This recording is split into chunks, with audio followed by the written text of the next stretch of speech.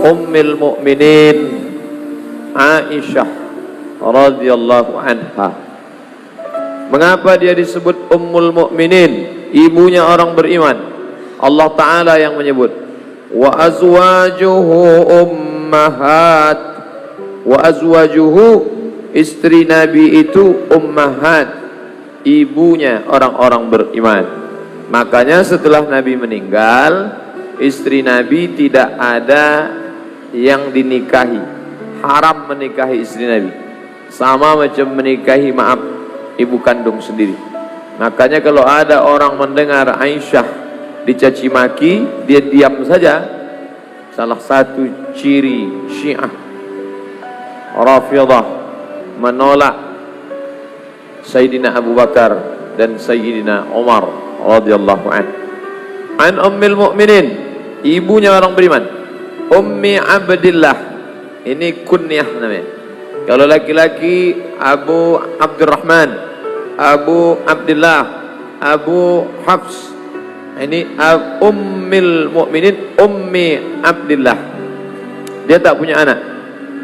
Abdillah itu keponakannya, maka dinisbatkan dia Ummu Abdillah, ibu Abdillah. Namanya Aisyah radhiyallahu anha. Disebutkan dalam kitab Tuhfatul Kiram, afdalu zaujatir Rasul sallallahu alaihi wasallam ba'da Sayyidati Khadijah. Istri Nabi yang paling afdal adalah Khadijah. Setelah itu barulah Aisyah. Begitu disebutkan dalam kitab. Wa hiya zaujatul wahidah, satu-satunya istri, wahid satu, wahid satu-satunya, allati tazawwajaha Nabi sallallahu alaihi wasallam bikran, yang dinikahi Nabi dalam keadaan bikran, gadis. Yang lain-lain itu janda. Dipinang Nabi sallallahu alaihi wasallam di kota Makkah, lalu kemudian barulah serumah dengan Nabi pada tahun pertama di bulan Syawal. Mungkin itulah alasan mengapa beberapa anak jamaah dinikahkan di bulan Syawal, karena Nabi SAW dengan Khadijah dengan Aisyah radhiyallahu anha di bulan Syawal tahun pertama hijrah. Waktu itu wa umruha 9 sinin. Tapi ada pendapat mengatakan aksar, lebih banyak. Ini jadi masalah perempuan menikah umur 9 tahun dipermasalahkan. Itulah perlunya mengkaji sosiologi, antropologi. Bagaimana zaman itu perempuan menikah, bagaimana anak-anak menikah. Kita di Sumatera mungkin usia menikahnya lebih tinggi dibanding dengan Pulau Jawa. Di Pulau Jawa orang cepat menikah, tamat SMP atau SMA dia menikah. Tempat kita orang kuliah dulu. Masyarakat perkotaan dengan masyarakat pedesaan tak sama usia menikah.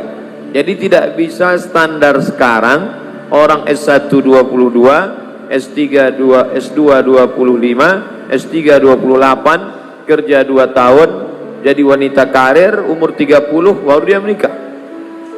Itu pun menikahnya sama supirnya, karena tak ada lagi yang mau nikah sama dia.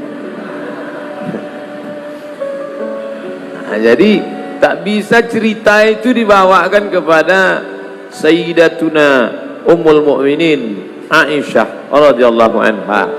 Oleh sebab itu maka ada sahabat Nabi namanya Abdullah ibnu Amr ibn al-As. Nama ayahnya Amr bin As. Antara Abdullah bin Amr bin As dengan ayahnya Amr bin As beda umurnya cuma 11 tahun. Kalau begitu ayahnya nikah umur 10 tahun dan emaknya lebih muda.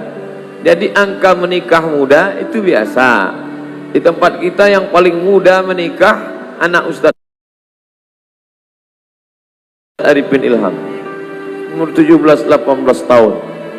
Oleh sebab itu maka menikah muda ini baik, menjaga. Syekh Abdul Halim Mahmud termasuk yang menikah muda.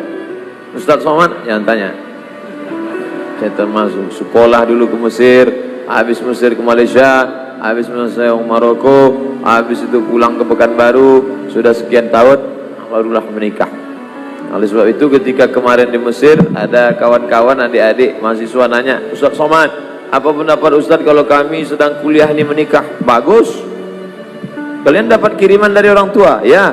Dapat beasiswa, ya. Cari yang dapat kiriman beasiswa, gabungkan, kan banyak tuh. Nikah. Oleh sebab itu maka menikah itu baik. Man istata'a minkumul ba'ah, siapa di antara kalian yang sanggup menikah, falyatazawwaj, menikahlah. Fa innahu aghaddu lil basar, karena menikah itu menundukkan pandangan, wa ahsanu lil farj, menjaga kemaluan. Faman lam yastati', siapa yang tak sanggup, wa alaihi bisawm, hendaklah dia berpuasa. Wantaqala ila rafiqil a'la, ketika Nabi SAW meninggal, wa umruha 18 aman, ketika Nabi meninggal umur Ummul Mukminin Aisyah 18 tahun. Wa asyad ba'dahu 40 sanah, dan setelah Nabi meninggal itu Aisyah masih hidup sendirian selama 40 tahun. Apa kerjanya selama 40 tahun itu? Yasumud dahra, puasa dahar. Kita tahu puasa yang mungkin banyak kita lakukan 8 hari, Senin, Kamis, Senin, Kamis, Senin, Kamis, Senin, Kamis. Yang lebih banyak daripada itu 15 hari, 1, 3, 5, 7, 9, 11. Tapi Aisyah puasanya lebih banyak. Yasumud dahra, dia berpuasa dahar, puasa sepanjang masa. Ikhtilaf antara ulama tentang siapa boleh sepanjang masa. Aisyah boleh. Kenapa boleh? Dia tak ada suami, dia tak ada anak, dia hidupnya penuh dengan ibadah kepada Allah Subhanahu wa ta'ala. Sifatuha, bagaimana sifatnya? A'lamu zawjatir Rasul sallallahu alaihi wasallam, di antara istri Nabi sallallahu alaihi wasallam, maka Aisyah inilah yang paling alim. Makanya kita bingung dengan orang yang mencaci maki Aisyah. Bagaimana mereka mau meriwayatkan tentang mandi Nabi, tentang wudhu Nabi, tentang tidur Nabi, tentang bagaimana Nabi di kamarnya, bagaimana Nabi sholat di waktu malam. Itu hanya bisa diriwayatkan oleh Aisyah radhiyallahu anha. Apa memang ada orang yang benci kepada Aisyah? Ada. Pakai ayat Quran lagi dalilnya. Wa ma Muhammadun illa rasul. Muhammad itu seorang rasul. Afa immata, kalau dia meninggal, au qutila, atau dia dibunuh, maka di situ disebutkan qutila, dibunuh. Ditafsirkannya Nabi Muhammad sallallahu alaihi wasallam dibunuh, diracun oleh 2 perempuan. Bapaknya paling jahat, anaknya paling jahat perempuan, bapaknya paling jahat laki-laki. Yang dimaksudnya bapaknya paling jahat Abu Bakar dan Umar. Anaknya paling jahat anak Abu Bakar Aisyah, anak Umar Hafsah. Innahuma saqatahu, 2 perempuan ini meracun Nabi Muhammad sallallahu alaihi wasallam. Dalam kitab Al-Kafi karya Al-Kulaini, buku Syiah, maka mereka benci betul dengan Aisyah. Ada satu video dari Kuwait, nama Ustadz Syiahnya Yasir Al-Habib. Yasir Al-Habib, kata Yasir Al-Habib, dibuat mereka acara mengenang kematian Aisyah, lalu dipanggil ustaz-ustaz hanya untuk melaknat saja, melaknat. Dibuat acara satu malam mengenang kematian Sayyidatuna Aisyah untuk melaknat Aisyah. Mereka benci betul kepada Ummul Mukminin, na'udzubillah. Sedangkan kita tetap mencintai Ummul Mukminin, ibunya orang beriman. Meninggal Nabi Muhammad sallallahu alaihi wasallam di kamar Aisyah. Air liur terakhir yang kena ke mulut Nabi sallallahu alaihi wasallam Aisyah. Kenapa? Karena Nabi waktu mau meninggal itu nampak mulutnya bergerak seperti mau bersiwak. Maka diambilkan Aisyah siwak, ujung siwak itu digigitnya lembut. Setelah itu baru dikasihkannya ke Nabi. Maka kena air liur. Kamar terakhir, meninggal di kamar Aisyah. Bapak ziarah sekarang ke makam Nabi yang sekarang itu adalah kamar Nabi bersama Aisyah. Kita ucapkan di depan itu, Assalamualaikum ya Rasulullah, Assalamualaikum ya Habiballah, Assalamualaikum ya Nabi Allah, Assalamualaikum ya khairul khalqillah, Assalamualaikum ya Safwatullah. Abdullah ibnu Umar ibnu Khattab, kalau dia pulang dari mana-mana pergi, dia tidak pulang ke rumah, tapi dia tegak di depan makam Nabi. Dan setiap orang di dunia ini pasti berada di depan makam Nabi, pastilah dia berada di depan kamar Aisyah radhiyallahu anha. Menikahnya, Allah mengirimkan wahyu kepada Nabi sallallahu alaihi wasallam. Nampaknya dalam wahyu itu bahwa dia menikah Sayyidatuna Aisyah, kamar Aisyah, meninggal di kamar Aisyah, dalam duduk di pangkuan Aisyah radhiyallahu anha. Wa kanat tuslihu bainan nas, kerjanya mendamaikan. Kalau ada orang berkelahi, ada orang bertengkar, dia mendamaikan Aisyah. Wa tazawwajal wa tuzawwaja yuzawwij wa tuzawwij al banat. Kalau ada orang-orang anak-anak gadis lalu kemudian mau menikah, maka dinikahkannya. Ada laki-laki, perempuan cocok ini jodohnya, dinikahkannya. Orang yang berkelahi didamaikannya. Anak lajang, anak gadis yang cocok menikah, dinikahkannya. Wa tus'idul fuqara, membahagiakan orang fakir. Wal aitam, anak-anak yatim. Yatiha sahabatu li talabil ilmi wal hadis. Datanglah sahabat-sahabat Nabi dari berbagai penjuru untuk mengambil hadis dari Aisyah radhiyallahu anha.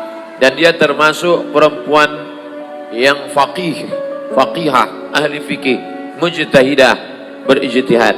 Makanya ada ijtihad Aisyah dalam beberapa masalah. Mazhab Aisyah. Faqihah, adibah, sawamah. Faqihah, ahli fikih. Adibah, bahasanya lembut. Sawamah, banyak puasa sunat. Karena setelah Nabi meninggal 40 tahun dia hidup sendirian. Kerjanya banyak puasa sunat, beribadah. Qawwamah, meluruskan yang batil. Karimah, orangnya dermawan, menyumbang kepada fakir miskin, membahagiakan anak yatim. Zahidah, tapi hidupnya zuhud, tidak memperturutkan hawa nafsu. Dan dia periwayat hadis. Hadis Nabi yang diriwayatkan oleh Aisyah 1210 hadis.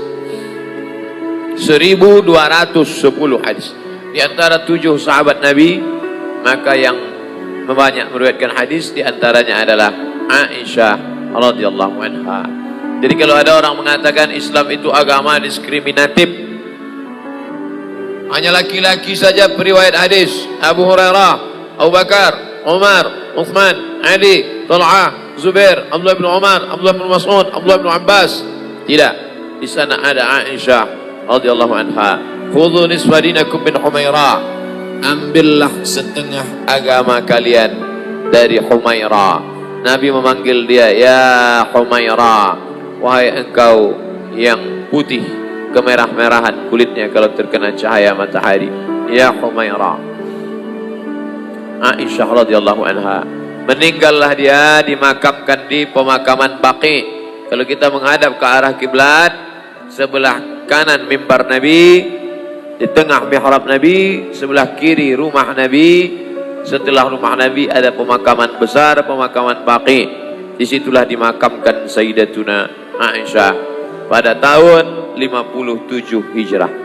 Meninggal tahun 57 Hijrah. Yang menyolatkan jenazahnya adalah Abdurrahman ibnu Sakhar Ad-Dausi Abu Hurairah radhiyallahu anhu. Yang disolatkan sahabat yang mulia, yang menyolatkan sahabat yang mulia. Ketika saya jelaskan bahwa Aisyah itu sahabat, ada yang komplain, Ustaz, mungkin Ustaz salah, Aisyah itu bukan sahabat, Aisyah itu istri Nabi Pak Ustaz. Yang saya maksud sahabat adalah menurut ilmu hadis. Siapa itu sahabat? 3. Man laqiyan Nabi, orang yang berjumpa dengan Nabi. Wa amana bihi, beriman kepada Nabi. Wa mata 'alal Islam, meninggal dalam keadaan muslim.